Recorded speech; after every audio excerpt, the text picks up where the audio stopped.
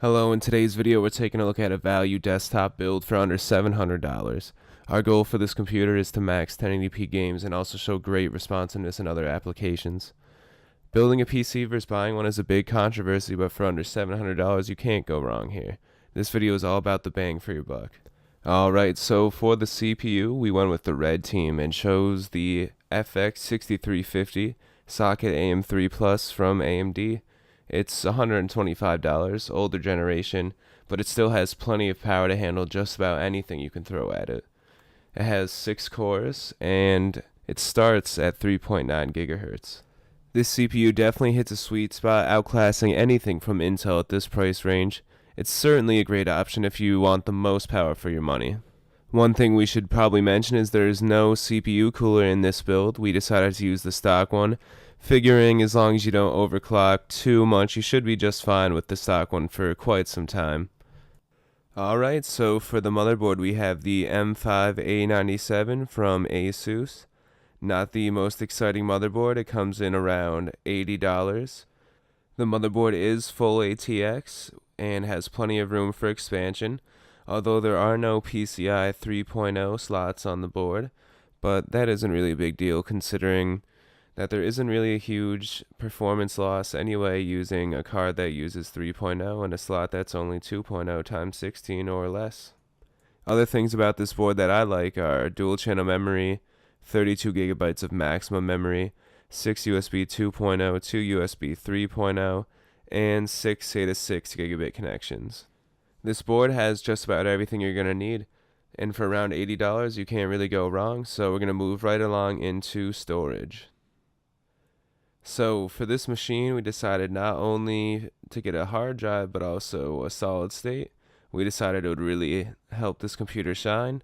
Alright, starting it off, it's going to be the Seagate Barracuda 1TB drive. And we chose this one because it's cheap, has a good warranty, and it's going to last a while because I have one. And it's the 3TB version, and I've had it for quite some time, so I'd recommend it to someone. And for the solid state, we have the Silicon Power S70 coming in at $50 for the 120 gigabyte version. It's an extremely good value. It'll be very hard to find another SSD with that kind of speed and capacity. Speaking of speed and capacity, this thing reads at 550 megabytes per second and writes at just about 500, which is incredible for the price again. Alright, so next up on the list we have memory, and we're going with 8 gigabytes of G-Skill, their Aries series. For 2 times 4 gigabyte sticks, it costs $67, and you get a good timing and latency.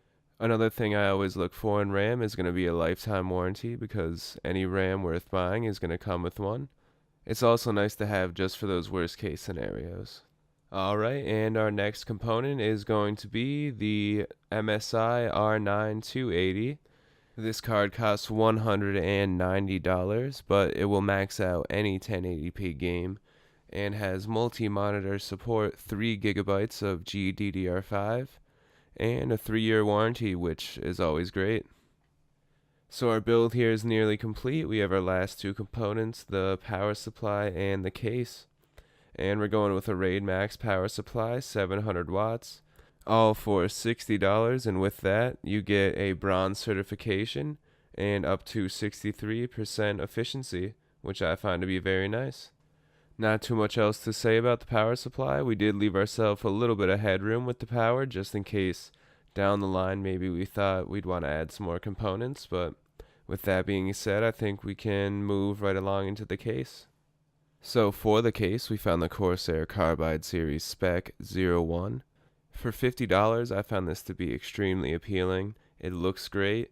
It's a mid-tower, so it's not going to take up your whole desk, and you could certainly add a ton of cool lighting for the side window and the front. Besides the aesthetics of the case, it certainly has room for expansion, whether drives or a video card. And with that, I believe our build has come to a close. The total is $677 right now. But that does leave out a monitor and internet card if you don't plan to use a cable. And next I'll show those two components and a total with that I kept under $850. Alright, so the monitor we chose, while it's sticking to our budget, was the Acer H6 series monitor. It costs $140 and is an IPS panel. There are other options at $140, and if you have the money for it, you could spend a little more to get a better panel, but I feel at this price it definitely gets everything done. It has decent contrast ratio, low latency, and it's 60 Hz. You couldn't ask for too much more out of a 1920 by 1080 IPS panel. And for our very last component, it's going to be the Asus PCE N15 wireless adapter. It's definitely good for the price of $30. It's got 300 megabytes up and down transfer and receive. And with that, our grand total comes to $847 without a keyboard and mouse. So hopefully you have one lying around, or you can pick one up just about anywhere for probably $30 total. For under $700, this build is excellent value and will not need any upgrades for many years gaming at 1080p. And investing in 4K now is going to cost you more than what it's going to be worth. I hope you enjoyed the build. Be sure to like, dislike, comment, or subscribe.